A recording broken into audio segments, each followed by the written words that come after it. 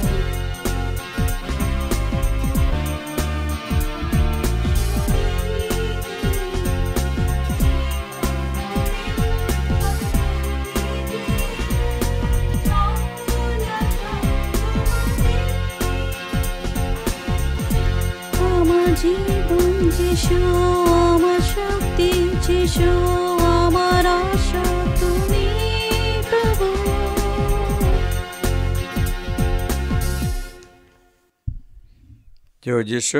জয় যিশু ফাদার। পিতা পুত্র পবিত্র আত্মার নামে আমেন। আমেন। পিতা ঈশ্বরের প্রেম ও করুণা, প্রভু যিশুর অনুগ্রহ এবং পবিত্র আত্মার নিত্য সহায়তা তোমাদের সকলের অন্তরে বিরাজ করুক। আপনার অন্তরে বিরাজ করুন। প্রিয়জনেরা, আজকে আমরা প্রভুরই আশীর্বাদে বচন, আমি কী রকম আমার এই দুঃখ বেদনার সমস্যা সমাধান করে অবসান করে বিজয়ী হতে পারবে। How can I come out of my difficulties or the sickness that I am suffering? এখন যে অবস্থায় আমি আছি তা কী করে বের করতে পারি, কি কষ্ট থেকে আমি কীরকম বের করতে পারি, সেটা আমরা আজকে বাইবেল থেকে আমরা শিক্ষাতে চেষ্টা করি। আজকে বাইবেলের বাণী এই যে সাম সংগীত 49, সাম 49 বাক্য 5, 4-5টা শোনাই। আমার মুখ বলে প্রজ্ঞার বাণী, আমার অন্তর জপ করে সুবুদ্ধির কথা।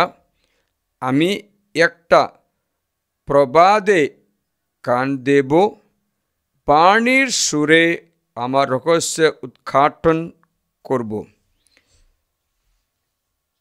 In English, my lips have wisdom to utter, my heart good sense to whisper. I listen carefully to a proverb, I set my riddle to the music of the harp. বীণার সুরে আমার রহস্য উদ্ঘাটন করব। মানে, I solved my problem by the music of the harp. আমি আমার সমস্যা সমাধান করে বীণার সুরে। বাইবেলে আমাদের এই গুরুত্বপূর্ণ বাণী, আমি আমার সমস্যার সমাধান করি বীণার সুরে। মানে, ঈশ্বরে প্রশংসা করে মন্ত্র আত্মার হাত থেকে, রোগব্যাধি থেকে, সমস্যা থেকে মুক্তি পেতে পারব। তাই ঈশ্বর আমাদের শিক্ষায় ঈশ্বরের স্তুতিবাদ করতে, প্রার্থনায় স্তুতিবাদ করতে শেখায়। Give thanks to god. স্তুতি করে ঈশ্বরকে ধন্যবাদ জানিয়ে আমাদের রহস্যগুলো উদ্ঘাটন করতে পারবে, আমাদের অন্তরের সমস্যা দূর করতে পারব। বাইবেলে সমস্যার মধ্যে থাকা সাউল রাজার প্রতি একটা ঘটনা শোনায়, তখন বুঝতে পারি আমরা কি করে সমস্যা থেকে মুক্তি পেতে পারি। প্রথম সামুয়েল অধ্যায় 16, 1 Samuel chapter 16, 14 থেকে বাণী শোনায়। 14 থেকে বাণী এই যে,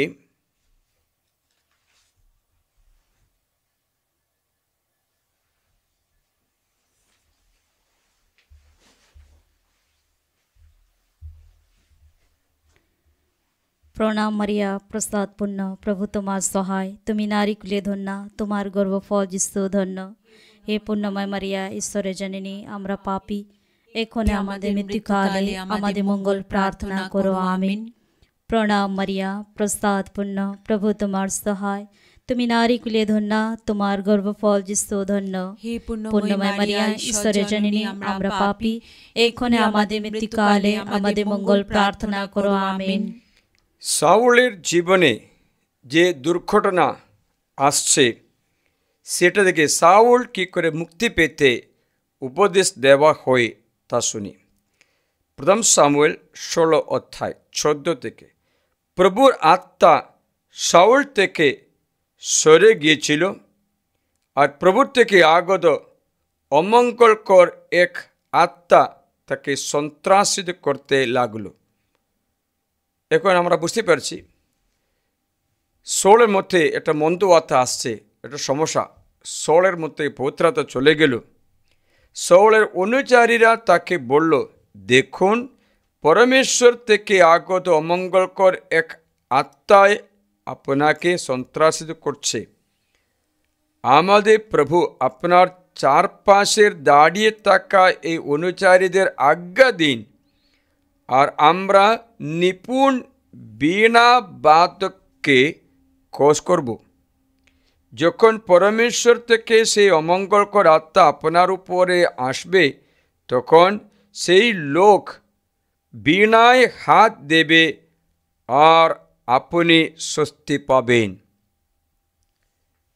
এখন আপনারা দেখবেন বাইবেল শিখাচ্ছে অমঙ্গলকর আত্মা আসছে, তখন বীণা বাদকদের খোঁজ করে নিয়ে এসে বীণাতে ঈশ্বরের স্তুতি গান করে, তখন অমঙ্গলকর আত্মা চলে যাবে, সমস্যা সমাধান হবে। আমি অনেক ব্যক্তিদের এই বাণীর সাহায্যে সমস্যা থেকে মুক্ত করতে অনেক ব্যক্তির সাক্ষ্যগুলো আছে, সমস্যা থেকে মুক্তি পায়। বীণা বাদকদের এই ভজনাতে মুক্তি পায়। প্রিয়জনেরা, এখানে আমরা শিখতে পারছি উপায়। অনেকবার আমরা ব্যাকুল হয়ে পড়ি, বিশেষ করে খুব চিন্তা মাথায় আসে, মনে হচ্ছে মাথা ঘোরার মতো হচ্ছে। হঠাৎ এটা শুনলো, কি করব জানি না। হঠাৎ শুনলো তোমার ক্যান্সার হয়েছে, ডক্টর বলেছে, আরে বাবা কি করব, আর রাস্তা বন্ধ, ভবিষ্যৎ বন্ধ, মরণ আসন্ন, মরে যাব তো কী করে বাড়িতে দেখাশোনা করব, পয়সা কার দেব, ঋণটা কী করে শোধ করব, বাচ্চাকে খেয়ে দেখবে, স্ত্রী একাই হয়ে রে। আরে বাবা, হাজার চিন্তা মাথায় ঢুকে চোখটা অন্ধ হয়ে যায়। হঠাৎ আমরা কি বলে স্তব্ধ হয়ে যায়,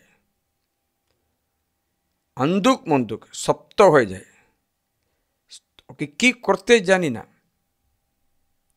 এমনই একটা অবস্থা সৃষ্টি করে। যদি হঠাৎ তোমাকে জানিয়েছে, দেখো আপনাকে ট্রান্সফার করছে, আর আপনার এখানে থাকতে দেব না, আপনার এই ফ্যাক্টরি আপনাকে ছেড়ে দিয়েছে, হঠাৎ মাথায় একটা আঘাত হয়, তাহলে আমার ঋণটা কি শোধ করবো? আমি চাকরির মাপকাঠিতে চাকরি আধারিত করে লোন নিলাম, ঘর বানালাম, এখন সবটা শেষ। হঠাৎ থেমে যায়, স্তব্ধ হয়ে যায়, অতিরিক্ত ভয় আতঙ্ক জীবনে আসে। আমি একটা দাদার কথা শোনালাম আপনাদের। সে একটা কেসে জড়িয়ে গেল। সে একটা কোম্পানিতে কাজ করতো। কাজ করে কোম্পানি থেকে ও রিসাইন করে আসলো। রিসাইন করার পর অনেক 10 বছর নাকি হলো, তখন একটা লোক কোম্পানির বিরুদ্ধে কেস করেছে। তখন কোম্পানির প্রপার্টিগুলো নোটিফাই করে একটা ইস্যু। তখন কি হলো, এই কোম্পানির ম্যানেজার ছিল, একটা কাজের লোক ম্যানেজার ছিল বটে, ইনার প্রপার্টিও ওর মধ্যে ঢুকিয়ে দিয়েছে, ইনার ঘর জমি সব কিছু। এই বাঁচতে পারছেন, এমন পয়সাও নেই, বিক্রি করতে পারবে না, ফ্ল্যাটগুলো বিক্রি করতে পারবে না। সেমনি অবস্থায় বলল আমাকে, আমার সামনে একটাই রাস্তা, আত্মহত্যা করে জীবন শেষ করে দেওয়া। আমি বললাম, আপনি কি ভাবছেন আত্মহত্যা করলে সমস্যা দূর হবে? আপনার থেকে আপনার সমস্যা আপনার স্ত্রী ছেলে মেয়েদের কাছে চলে যাবে, ওরা সহ্য করতে হবে। আপনিও নরকে যেতে হতে, কারণ আজীবন নরকে থাকতেও পারবে, কারণ আপনি জীবনকে বেছে নিন মৃত্যুকে। এতগুলো কোনো সমস্যার সমাধান নয়। ফাদার, আমি মাথা ঘুরে রাত্রি ঘুমাতে পারি না, দিনে খেতে পারছে না, আমাকে ফাঁসি দিয়েছে, এই কেসে আমাকে জড়িয়ে দিয়েছে, কি করব? খুব অন্ধকার, খুব চিন্তা, ক্ষণমত্ত আমি এক নিমিষও আগাতে পারছে না। তখন বললাম, কেসটা আছে তো, অপেক্ষা করতে পারবে না ফাদার, কালকে কি খাবো আপনি বলে দিন না। আমার ফ্ল্যাটটা বিক্রি করলে তো আমি কিছু পয়সা পেতাম, এটা বিক্রি করতে পারছে না। আমার 2-3টে ফ্ল্যাট আছে, একটা অন্তত বিক্রি করতে যদি পারি। আমি জাজকে এটাই বললাম, আপনি এই কেসটা চলুক, আমি সত্যি ছাড়া পাবো, কিন্তু আমার কোনো ইয়ে নেই, আমি তো কোম্পানি মালিক না, ম্যানেজার মতো, আমার এমপ্লয়ি মাত্র আছে, এমপ্লয়ার না। আমার উপরে আমার প্রপার্টিগুলোর তো ইয়ে করতে দরকার নেই। কিন্তু জজ, আমার 4টে প্রপার্টি, 4টে ফ্ল্যাট একসাথে এরকম বন্ধ করে দিলে হবে না, একটা রিলিজ করে আমি এটা বিক্রির জন্য করতে পারি, বাকি 3টে থাক না। তখন কেসটা ওই রকমই আছে বলে কিচ্ছু পাচ্ছে না। আমি এই ছেলেটা অনেক কষ্ট পায়, তাই বললাম, শোনো, তুমি ঈশ্বরের স্তুতি করো, শান্ত হো, স্তুতি করো। তুমি চটপট করলেও কোনো লাভ নেই, চিন্তা করলেও কোনো লাভ নেই, কিন্তু শান্ত হলে ঈশ্বর আপনার জন্য চিন্তা করতে পারবে। শান্ত হো, তাহলে ঈশ্বর আপনার জন্য কোনো কাজ করবে। তাকে কয়টা প্রার্থনা করতে দিলাম, শান্ত হো, শান্ত হো। এই ব্যক্তি ঈশ্বরের স্তুতি প্রশংসা করতে শুরু করলো। কেসটা 2-3টে ডেটটা আগিয়ে দিল, চেঞ্জ করে দিল, লাস্টে পেল। আমাকে বলল, ফাদার, আমার একটা ফ্ল্যাট না, সবটাই ওই কেস থেকে আমাকে মুক্ত করে দিয়েছে। ও ধন্যবাদ, প্রভুকে ধন্যবাদ। তা সমস্যার সমাধান হয় চটপট করে নয়, মাথা খেমে চিন্তা করে নয়, বরং ঈশ্বরে বীণা হাতে নিয়ে সুর মিউজিকে প্রভুর স্তুতি প্রশংসা করে মুক্তি পেতে পারবে। এটা মানুষের চোখে এই উপায়গুলো ভালো লাগবে না, কি করে স্তুতি করলে সমস্যা সমাধান হবে ওরা জিজ্ঞাসা করবে, জগতে লোকরা জিজ্ঞাসা করবে, কিন্তু ঈশ্বর সব কিছু ব্যবস্থা করতে পারেন। প্রিয়জনেরা, তার জন্য আরেকজন বলল, ফাদার, আমার ছেলে খুব মাতাল, বাড়িতে রাত্রি 1টা 2টো 3টে আসছে, এবার আসলো কোনে মার খেয়ে আসলো, পরে আমি এসে বললো আমি ওকে মেরে ফেলবো, আমাকে মেরেছে, ওকে মেরে ফেলবো বলে। শান্তি নেই। এখানে আর একটা সমস্যা, আমি বললাম, স্বামী স্ত্রী একসাথে হাঁটু গেড়ে, যদি পারে নকনা হাঁটুতে বালুর উপরে হাঁটু গেড়ে জপমালা প্রার্থনা একসাথে তোমাদের ছেলেদের জন্য করো, বলো মা সাহায্য করো, তারপর ঈশ্বরকে ধন্যবাদ জানাও। তেমন একটা কথা বলার পরে একটা পরিবার, ছেলে ভালো চাকরি ছিল, ভালো ইনকাম ছিল, কিন্তু একটা পয়সা বাড়ি দেবে না। অফিসে আর একটা মেয়ে আছে, ওর সঙ্গে জড়িয়ে গেল। মেয়েটা খারাপ স্বভাব ছিল, মেয়ে এনার কাছে পয়সা নিচ্ছে, সবটা পয়সা নিয়ে, আইও কানের তুল কিনে দিন না, আমি তোমাকে বিয়ে করবো। কানের তুল না, কিচ্ছু নেই তো, গলাটা হার কিনে দিন, সমস্ত মেয়েদের আছে আপনার, আমি তোমাকে বিয়ে করবো, দিন না। ওটা কিনে দিল, ওটা কিনে দিল, সবটা কিনে দিল, লাস্টের ফ্ল্যাটটি কিনে দিলে আবার থাকতে হবে তো। বাবা দেখলো ছেলের পয়সা পুরা ও মেয়েটা নিচে, ওই মেয়েটা ওকে বিয়ে করবে না। বাবা মা জানতে পেরেছে। বাবা থেকে বললাম, বেটা এটা ভালো মেয়ে নয় তো, তুমি ভালোটা মেয়েকে বিয়ে করলে ভালো, আমাদের খুশি হচ্ছে। তখন রাগ করে, অনেক রাগ করে, তখন বাড়ি থেকে ছেড়ে চলে গেল। বাবা মা ভেঙে পড়লো, কি করা যাবে। ফাদার তাকে বললেন, হাঁটু গেড়ে ঈশ্বরকে ধন্যবাদ জানিয়ে জপমালা প্রার্থনা দুজনে করো, 1 ঘন্টা করতে থাকো দিনে, কিচ্ছু ছেলেকে বলবে না। মা মারিয়াকে বলো, জপমালা প্রার্থনা করো, ঈশ্বরকে ধন্যবাদ জানাও। এই ছেলের জন্য ধন্যবাদ, এই ছেলের এই আচরণের জন্য ধন্যবাদ। ছেলে বাড়িতে আসছে না, ধন্যবাদ। ছেলে পয়সা পুরা একজন খেয়ে নিয়েছে, ধন্যবাদ প্রভু, তোমার পরিকল্পনায় সব কিছু মঙ্গল মঙ্গল মঙ্গল বলে ধন্যবাদ জানাতে শুরু করলো। 1 মাস চলল, ছেলে তো মেয়ের বাড়িতে চলে গেল, সেখানে থাকে। 2-1 দিন খুশি থাকবে। এর মাঝখানে কী হলো, ওদের মধ্যে ঝগড়া হলো। তখন ছেলে বুঝতে পেরেছে এই মেয়েটি পয়সা মাত্র চাইছে, সে আর একটা ছেলেকে প্রেম করছে, ওকে বিয়ে করবে। ছেলে তা বুঝতে পেরেছে, আমার পয়সা পুরা কানে তুলো, সবটা কিনে নিল, এখন আমাকে ছাড়িয়ে দিল। বুঝতে পেরেছে, তখন ছেলে কাঁদছে। মা বাবার কাছে সে ক্ষমা চেয়ে বলেছেন, আপনাদের উপদেশ আমি শুনি না, আমার প্রতি ক্ষমা করুন, আমি আবার ঘরে আসছি। আপনি একটা মেয়েকে খুঁজে বের করে আমি তাকে বিয়ে করব। এ মেয়েকে না, এ আমাকে ঠকিয়েছে। একটা করে কী হলো, প্রার্থনা যখন শুরু করলো, ধন্যবাদ স্তুতি শুরু করলো, শয়তান যে মন্দ পরিকল্পনা করলো তা করতে পারছে না, ভেঙে গেল। যেমন সাউল রাজার মধ্যে মন্দবাতা আসলো, মন্দবাতা সাউলকে মেরে ফেলার জন্য আসলো, কিন্তু পারছে না। দাউদ বীণা বাজিয়ে প্রশংসা করে, তখন শয়তান পালিয়ে যায়। এখানে লেখা আছে, কথাটা শোনাবো। 23 পদটা শুনি, 1 সামুয়েল অর্থাৎ 16তে 23টা শুনি, বোঝা যাবে। সাউল জেসেকে বলে পাঠালেন, তোমার দোহাই দাউদকে আমার পরিচর্যায় থাকতে দাও, কেননা সে আমার দৃষ্টিতে অনুগ্রহের পাত্র হয়েছে।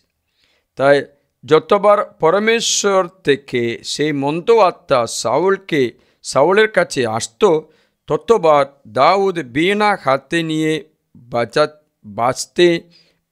বাজাতেন, আর সাউল আরাম পেতেন, স্বস্তি পেতেন, এবং অমঙ্গলকর সেই আত্মা তাকে ছেড়ে যেত। দেখেছিলে কী করে সমস্যা সমাধান হয়?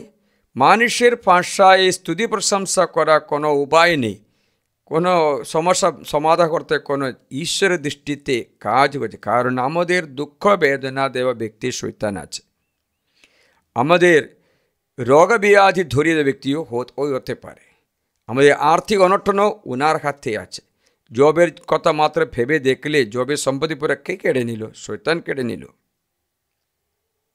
তাই হোক প্রিয়জনেরা, আমরা বুঝতে পারছি সেই শয়তানকে দূর করলে আপনি আবার পুনঃপ্রতিষ্ঠিত করা হবে, আপনার কষ্ট হবে না, আপনি স্বস্তি পাবে, মুক্তি পাবে।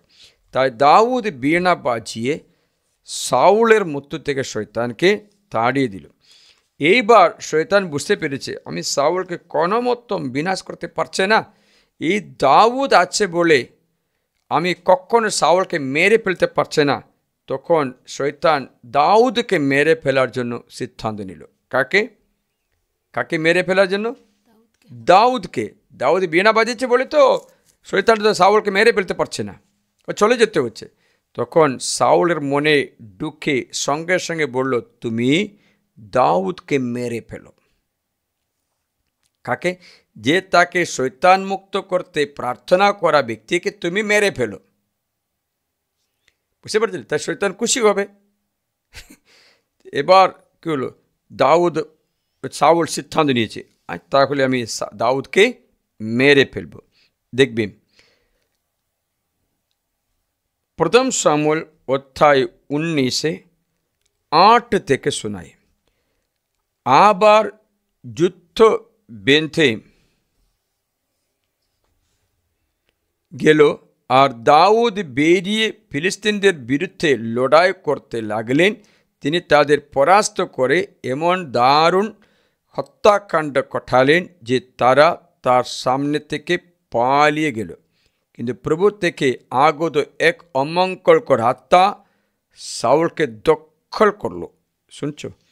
সাউল নিজের ঘরে বসেছিলেন, তার হাতে তার বর্শা ছিল, আর দাউদ বীণা বাজাচ্ছিলেন। এমন সময়ে শাউল বর্শা দিয়ে দাউদকে দেওয়ালের গায়ে বিছিয়ে দিতে চেষ্টা করলেন, কিন্তু তিনি শাউলের সামনে থেকে সরে যাওয়ার তার বর্শা দেওয়ালে ঢুকে গেল এবং দাউদ পালিয়ে সেই রাতের মতো রক্ষা পেলেন।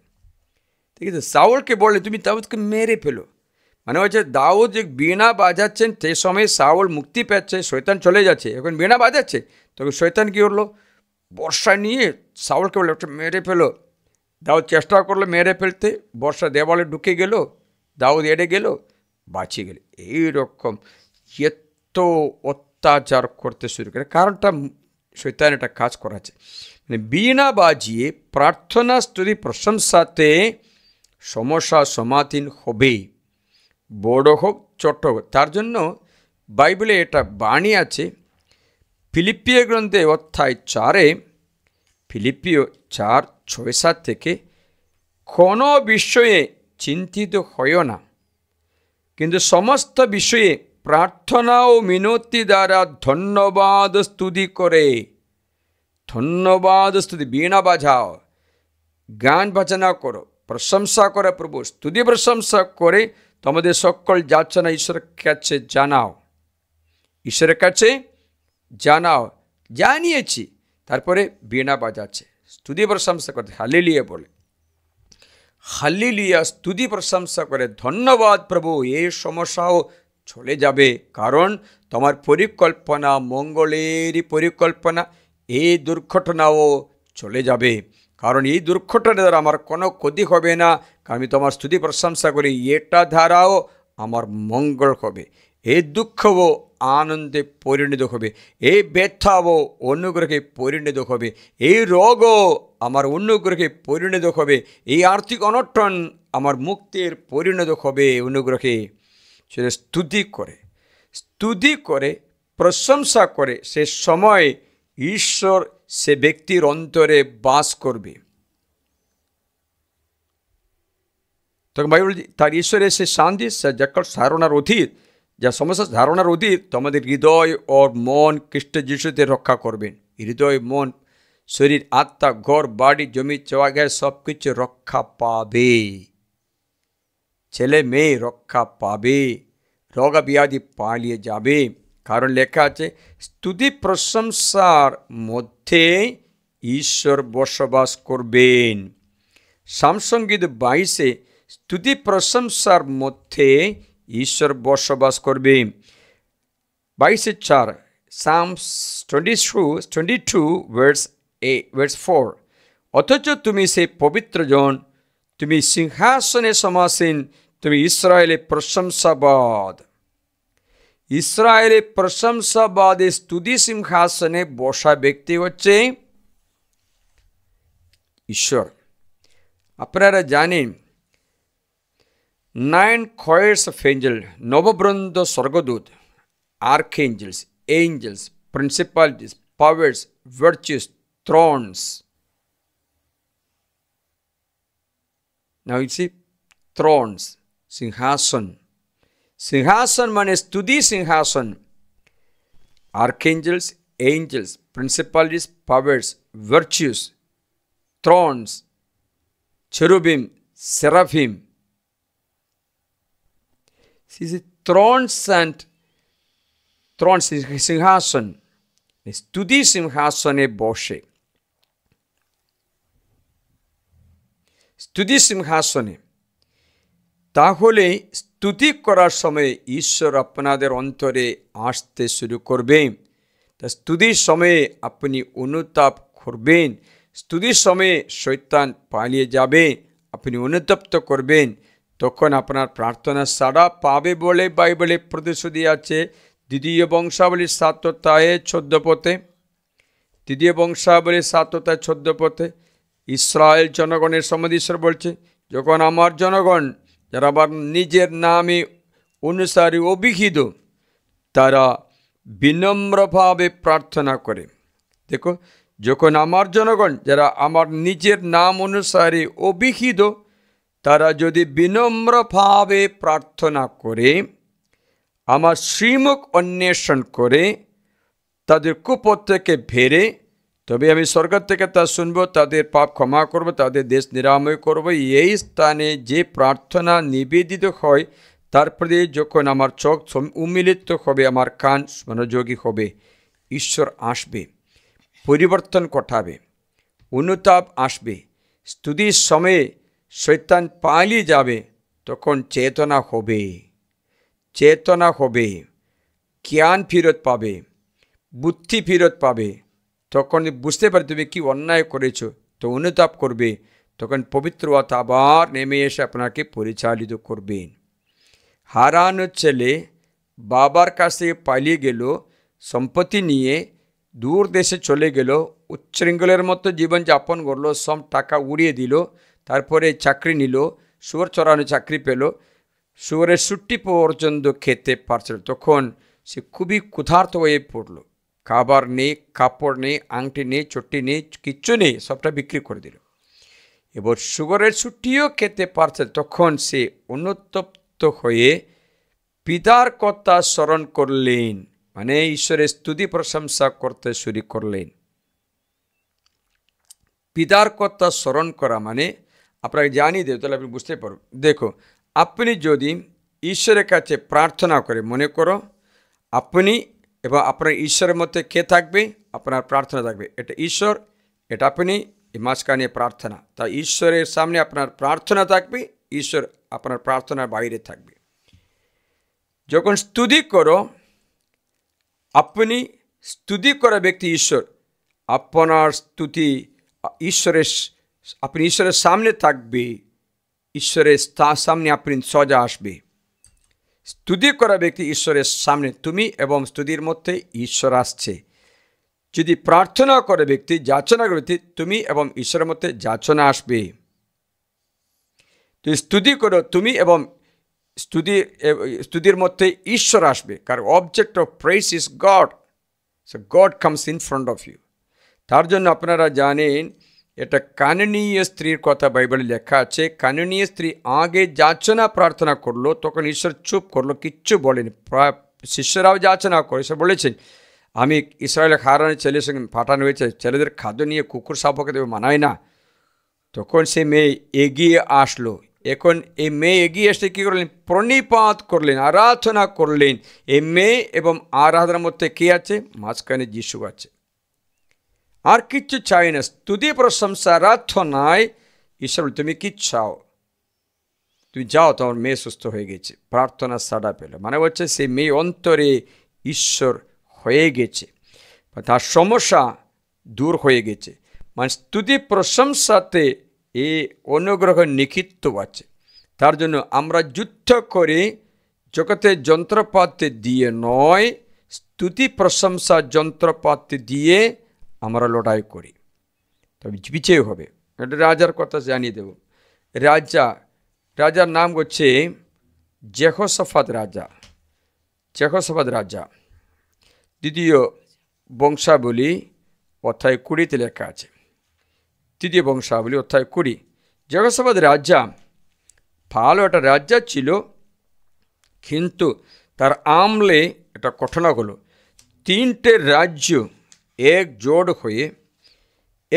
হয়ে এই যশোফাত রাজ্যকে আক্রমণ করতে শুরু করলো। এই যশোফাত রাজা খুব বিচলিত হলো, কি করব, 3টে রাজ্য একজোট হয়েছে, যেমন আমনীয়, মোয়াবীয়, পাহাড়ীয় লোক এক দল। 3টে রাজা 3 সাইড থেকে আক্রমণ করছে। কোন সাইডে শ্রদ্ধা করব বলো তো?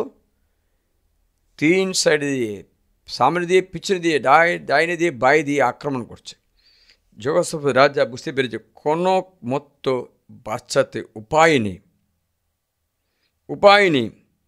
তখন যশোফাত রাজা মন্দিরে গিয়ে প্রভুর কাছে প্রার্থনা করে তখন প্রার্থনা করার সময় কি হয়েছে জানো? ঈশ্বর বলেছে, একটা প্রবক্তাকে জাগিয়ে বলেছেন, তুমি গিয়ে বলো, চিন্তা করতে হবে না, যুদ্ধে যাও, তো বিজয়ী হবে।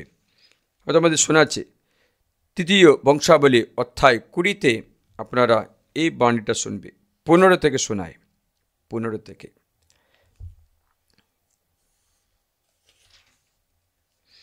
তিনি বললেন, হে সমগ্র জুদা, হে জেরুসালেম বাসীরা,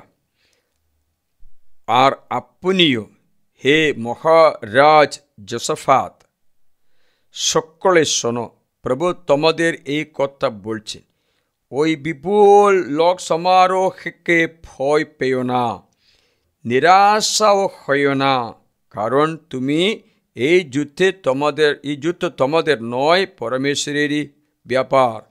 তোমরা আগামীকাল ওদের বিরুদ্ধে নামো, দেখো ওরা শীষ ছড়ায় পথ দিয়ে আসবে, তোমরা ওদের সঙ্গে মিলবে গিরিখাতের শেষ প্রান্তে, যা জেরুসালেম মরুপ্রান্তরের সামনে।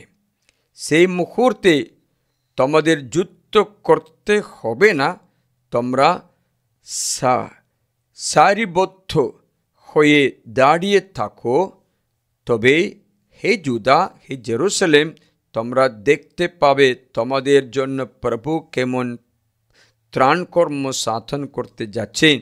ভয় পেও না, নিরাশ হইও না, আগামীকাল ওদের বিরুদ্ধে অভিযান চালাও, আর প্রভু তোমাদের সঙ্গে সঙ্গে থাকবেন। যোশাফাত মাটিতে অধোমুখী হয়ে প্রণাম করলেন এবং সমগ্র জুদা ও জেরুসালেম বাসীরা প্রভুকে পূজা করতে প্রভুর সামনে মাটিতে লুটিয়ে পড়ল।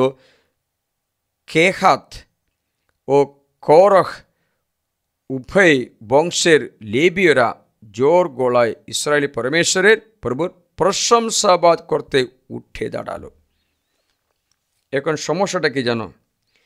সমস্যাটা কি, 3টে রাজা আসছে যুদ্ধ করতে, যাচ্ছে। যোশাফাত কি করলেন? যুদ্ধ করতে যেতে সামনে বীণা বাদকদের সামনে রাখলো, তাদের বলল, প্রভু স্তুতি করে যাও। কেউ যুদ্ধ করার সময় সেনার সামনে গানের দল রেখে দিয়ে কোনো যুদ্ধ করতে যাবে? আপনি কি বলছেন? এরা গান বাজনা করছে, বীণা বাজাচ্ছে, তাম্বুরু বাজাচ্ছে, হালেলুয়া হালেলুয়া স্তুতি করতে করতে যাচ্ছে। এটা কি সম্ভব? আপনাদের বুদ্ধি কি বলছে? আরে পাগল, ওরা তো যুদ্ধে তীরে না গুলিতে মেরে ফেলবে তো। আপনি কি এরকম কাজ করছে কেন? বুদ্ধিহীন মানুষের মতো, মানুষের চোখে ওই রকমের লাগে। কিন্তু কি হলেন যখন, কতটা শুনবি, 20 পদ শোনাই। পরের দিন খুব সকালে তারা তেকোয়া মরুপ্রান্তরের দিকে রওনা দিতে প্রস্তুত নিল। তারা রওনা দিতে উদ্যত হচ্ছিল। এমন সময় যোশাফাত হঠাৎ দাঁড়িয়ে বললেন, হে জুদা, হে জেরুসালেমের বাসীরা, আমার কথা কান দাও। তোমরা তোমাদের পরমেশ্বর প্রভুতে আস্থা রাখো, তারই স্তুতি সুস্থির হবে এবং নবীদের উপরে আস্থা রাখো, তবে সফল হবে। পরে লোকদের সঙ্গে পরামর্শ করে তিনি পবিত্র বসনে ভূষিত প্রভুর গায়ক দলকে অস্ত্রসজ্জিত লোকদের পুরো ভাগে রাখলেন। তারা যেন প্রভুর প্রশংসা গান করতে করতে চলে, বলে, প্রভু স্তব গান করুদা কৃপা যে চিরস্থায়ী। এই প্রার্থনা, প্রভু স্তব গান করুদা কৃপা যে চিরস্থায়ী। এই আনন্দ গান গেয়ে নাচে ওরা যুদ্ধ করতে যাচ্ছে। সামনে শত্রু 3টে দল 3 সাইডে আছে, এরা আসছে। এরা নাচতে নাচতে গান গাইতে গাইতে প্রভু স্তুতি করে তার কৃপা যে চিরস্থায়ী, এই গান গাইতে গাইতে শুরু করে আনন্দ গান। কেউ যুদ্ধ শুরু করার সময় আনন্দ গান করবে? যুদ্ধ বিজয় হলে আনন্দ গান করে নাচতে পারে, এখন যুদ্ধ হওয়ার আগে নাচতে আনন্দ গান গিয়ে, হালেলুয়া গান গিয়ে ঈশ্বরের কৃপা যে চিরস্থায়ী বলে যাবে। তারা আনন্দ গান, দেখো শখের গান না, মনে সামনে দুর্ঘটনা আছে, সামনে 3টে রাজ্য যুদ্ধ করতে রেডি আছে, সামনে তীর আসবে, সামনে গুলি আসবে, সামনে অশ্বারোহীরা আসবে, সামনে হাতি আসবে, সামনে তুমুল যুদ্ধ হবে। তখন এরা আনন্দ গান ও প্রশংসা গান শুরু করে। কি করে? আনন্দ গান, প্রশংসা গান। এই সমস্যার সমাধান করতে খুঁজে পাওয়া উপায় হচ্ছে প্রভু স্তুতি। আনন্দ ও প্রশংসা গান শুরু করা মাত্র প্রভু জুদার বিরুদ্ধে যারা আসছিল, সে আমনীয়, মোয়াবীয়, সেই পাহাড়ীয় লোকদের বিরুদ্ধে ফাঁদ ছুঁড়ে মারলেন। ফলে ওরা পরাস্ত হলো, কেননা আমনীয়রা, মোয়াবীয়রা সেইর পাহাড়ীয় লোকদের বিরুদ্ধে উঠল। তিনজন একজন আগে ইসরায়েলে জুদার বিরুদ্ধে আসছে, কিন্তু এরা কি আমনী, মোয়াবী একসাথে করে সেইর পাহাড়ীয় লোকদের বিরুদ্ধে উঠল। বিনাশ অভিশাপের হাতে তাদের তুলে দিল এবং সেইর লোকদের সংহার করার পর একে অপরকে বিনাশ করতে জন্য একে অপরকে সহযোগিতা করত পরস্পরে। আমনী, মোয়াবী এখন পরস্পরে যুদ্ধ করে। যখন জুদা লোকেরা সেই উপপর্বতে এসে পৌঁছল, দেখানো সেখানে থেকে মরুপ্রান্তর দেখা যায়, তখন সেই লোক সমারোহের দিকে তাকালো, আর দেখো মাটিতে শুধু লাশ ছড়িয়ে রয়েছে, কেউই রেহাই পায়নি। যোশাফাত লুটের মাল নিয়ে যাওয়ার জন্য ওখানে এসে পৌঁছলে তারা বহু বহু গবাদি পশু, প্রচুর সম্পত্তি, পোশাক, বহুমূল্য জিনিসপত্র পেল। তারা নিজেদের জন্য এত ধন নিল যে সব কিছু নিয়ে যেতে পারল না। সে লুটের মাল এত প্রচুর ছিল যে তা কুড়াতে তাদের 3 দিন লাগলো। মনে হচ্ছে প্রচুর আশীর্বাদ, যুদ্ধে জিততে গেল। তা প্রিয়জনেরা, যুদ্ধ মানে সমস্যা সমাধান করতে ঈশ্বর দেওয়া উপায়ের মধ্যে একটা হচ্ছে ঈশ্বরের স্তুতি প্রশংসা কর।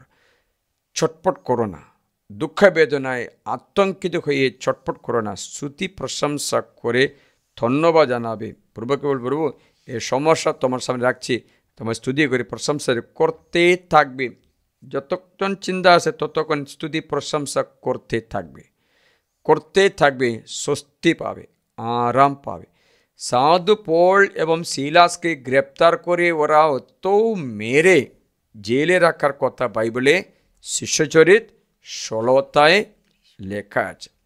এরা এত মার খেলে শরীর পুরা ফেটে গেল, কারণ তো রাগ করে মারল। কারণ কি, এফেসীয় কোনো ব্যক্তিকে মেয়েকে সুস্থতা দান করলো, সে সময়ে অবদূত ছেড়ে যাওয়ার পরে ওই মেয়ে সুস্থ হয়ে গেল। 16 আমরা 16 থেকে শিখছি।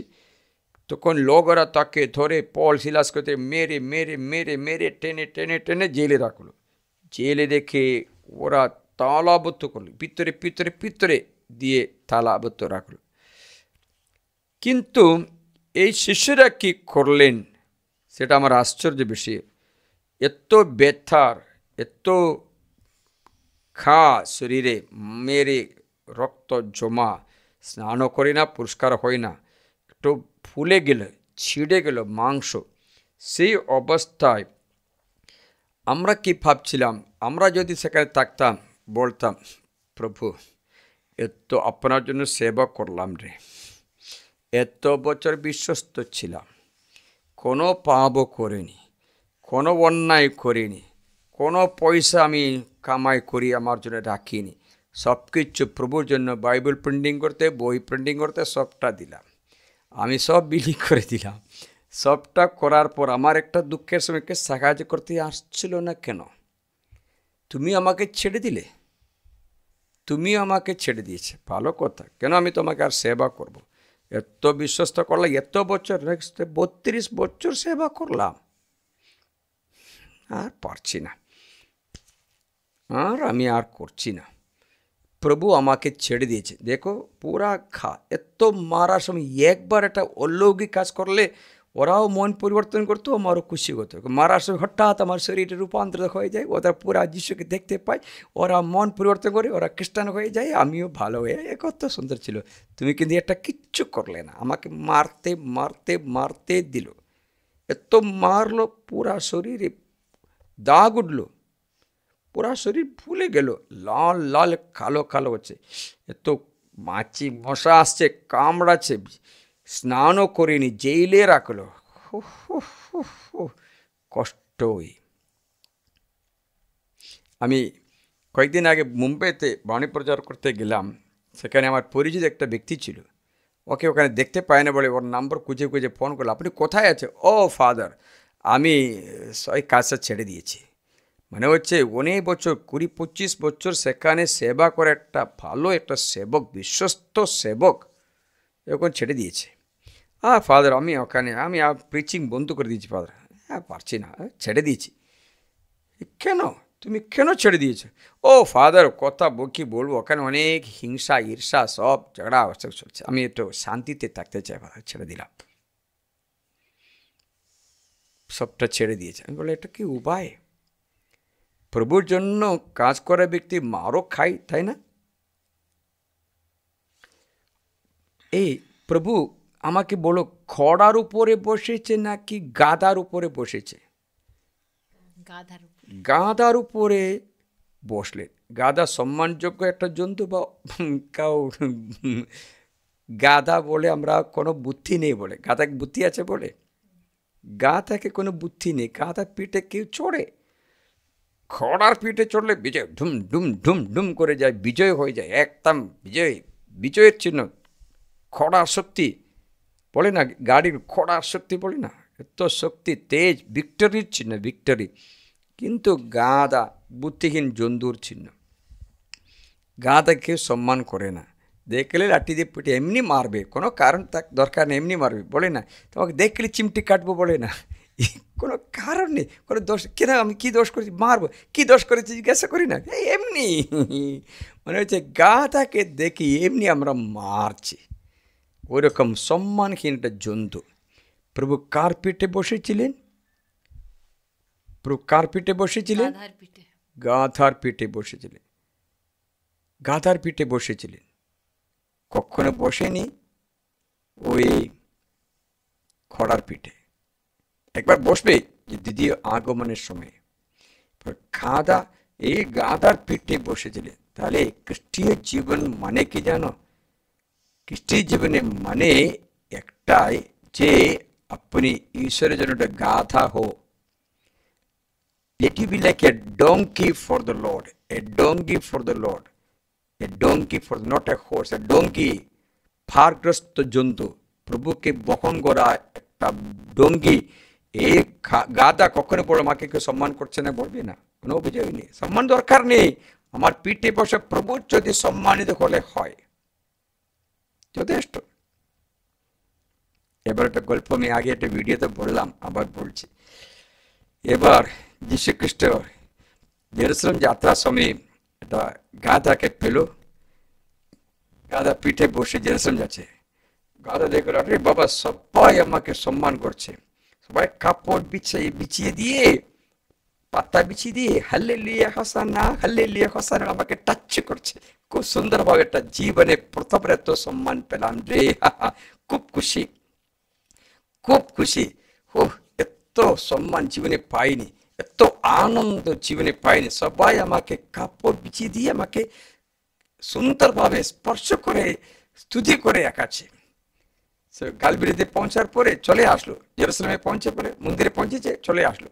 এসে মাকে বললো, মা গাধাকে বললো, মা আজকে আমি কত সম্মান পেলাম না, আমাদের স্বভাবটা চেঞ্জ হয়েছে মা, আমরা এখন সম্মানের জন্তু হয়ে গেছে। দেখো না, সবাই আমাকে স্পর্শ করলো, চুমো করলো রে, আমাকে টাচ করে এটা মাথায় নিয়ে আসতে তো সম্মান করলো, কাপড় বিছিয়ে দিয়ে আমাকে স্বাগতে জানিয়ে নিয়ে গেল রে। মা বলছিলেন, না বেটা, হয়তো হতে পারে কেউ তোমার উপরে চড়লো, ওটা সম্মানযোগ্য ব্যক্তি করতে পারে, তাদের হতে না না না, এই মা কখনই খারাপ চিন্তা ছেড়ে দেয়নি, কি পুরানো চিন্তা, এই পুরানো মা বলছে, মা কি করছে, মা কিচ্ছু ভালো মনে করছে না, মা এই পুরানো চিন্তা, এই ওল্ড থট না, ছেড়ে দাও না, আমরা এখন সম্মান পেয়েছি, জানো না। যদি মা তোমার কোনো সন্দেহ থাকলে আমি আবার জেরুসালেমে যাচ্ছি, আমার মাকে প্রুফ করবো, আমি আবার যাচ্ছি। ঠিক আছে বেটা, ভালো, যাও। দ্বিতীয়বার গেল, তখন তাকে সবাই লাঠি দিয়ে মেরেছিল, পাথর ছুটলো, পা ভাঙলো, গা পুরা আঘাতগ্রস্ত হলো। ও জেরুজালেম পৌঁছতে পারিনি, দৌড়ে পালিয়ে আসলো। হ্যাঁ, মা জিজ্ঞে বেটা এবার কি হলো? ও মা কিচ্ছু বলার নেই, মানুষ তো ওরা অভিপ্রায় তাড়াতাড়ি চেঞ্জ করে দিয়েছে। আগে আমাকে প্রশংসা করলো, এখন আমাকে মারলো, কি হবো কি বলবো। কিন্তু মা আমার একটা সান্ত্বনা আছে। কি হচ্ছে?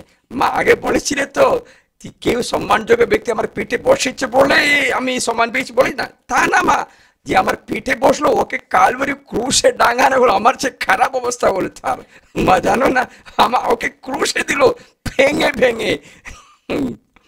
ঠিক আছে, বুঝতে পারছিলে? প্রভুর জন্য এটা গাধা হবার জন্য আহ্বান আছে। To be a donkey for the lord. সম্মান পরে পাবো, স্বর্গে পাবো, পৃথিবীতে না পেলে অসুবিধা নেই। প্রভুর জন্য এটা গাধা হবার জন্য। তাহলে গাধার পিঠে তো প্রভু বসলে, ঘোড়ার পিঠে নেই। ঘোড়ার পিঠে বসবে দ্বিতীয় আগমনে। যিশু দ্বিতীয় আগমন ঘোড়ার পিঠে বসে, সাদা ঘোড়ার পিঠে বসে আসবে, এখন গাধার পিঠে। যাই হোক প্রিয়জনেরা, সাধু পল ভালো কাজ করে ধরে জেলে রাখা হলো, মার খেলো, অভিযোগ করলো না। আমার মতো আপনার মতো কোনো অভিযোগ করলো না, আমি কি দোষ করেছি, কি অন্যায় করেছি, কেন কেন কেন বলিনি। আমি এত সেবা করলাম রে, এত আর্থিক সমস্যা কেন, আমার বাড়ি এত অশান্তি কেন, আমার বাবা মা এত ঝগড়া করছে কেন, আমার বাড়িতে এত দাদা এত মারপিট করছে কেন কেন, আমি প্রভু সেবা করছি তো তো কেন কেন, আমার কমিউনিটি লোকেরাও আমাকে ঘৃণা করছে কেন কেন, কোনো খেলো আসছে না। প্রভুর জন্য গাধা হবার আহ্বানও আছে।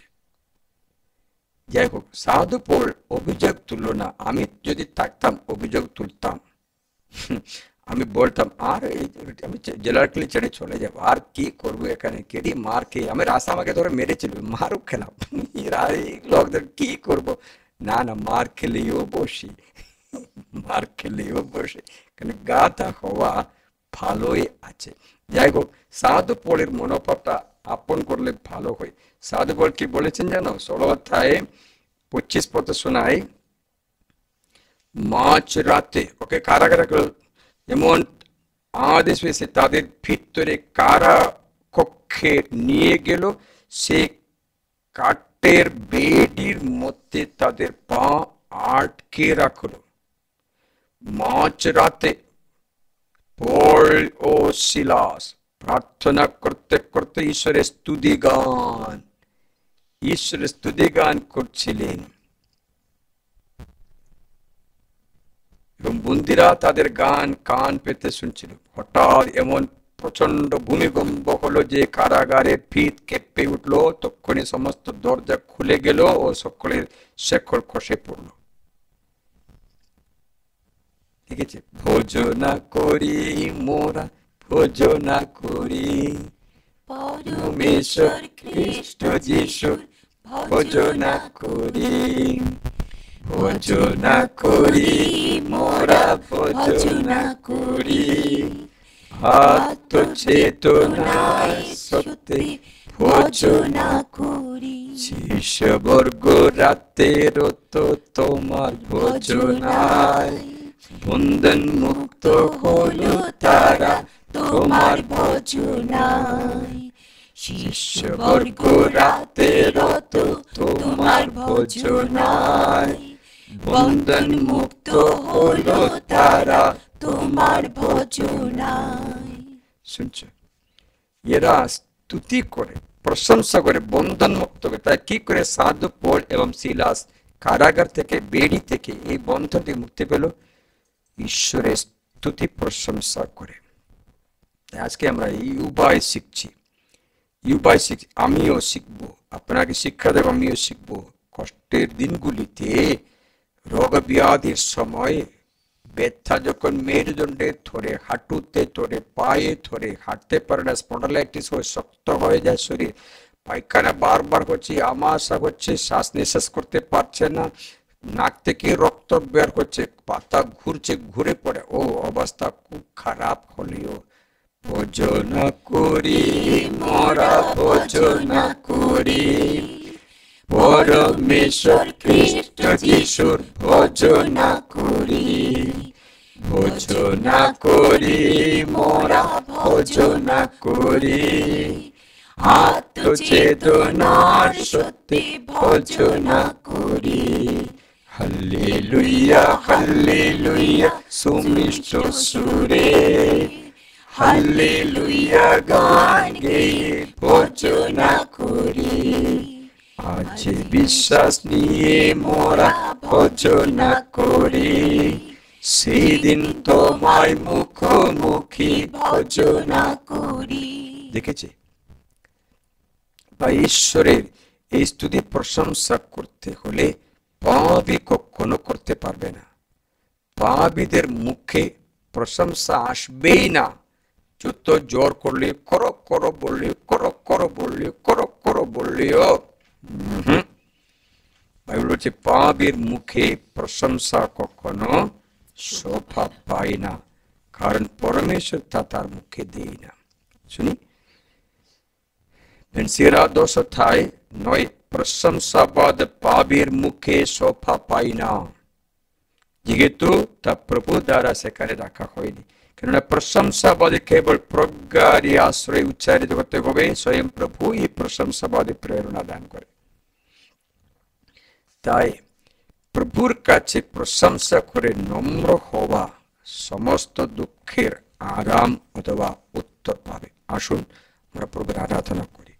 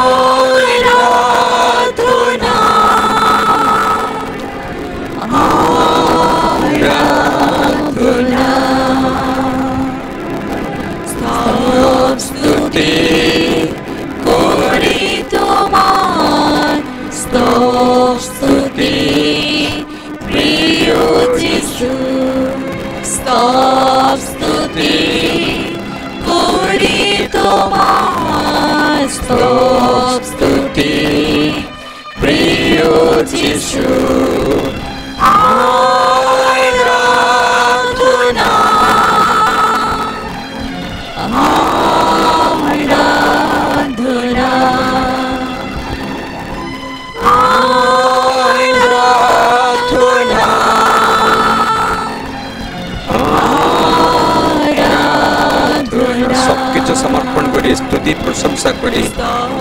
স্তুতি করি তোমায়, স্তব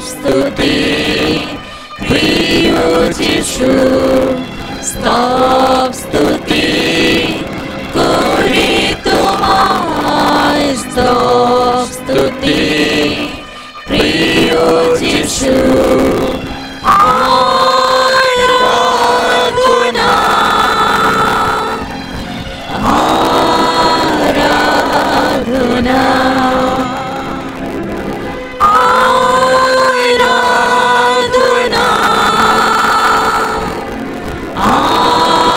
আরাধনা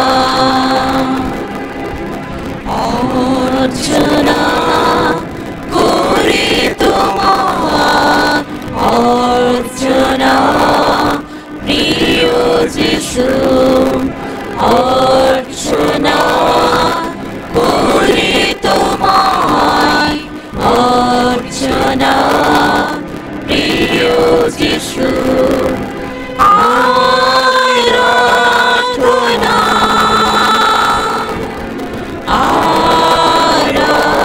আরাধনা আরাধনা আরাধনা প্রশংসা করি তোমার প্রশংসা প্রিয় যিশু প্রশংসা করি তোমার প্রশংসা প্রিয় যিশু আরাধনা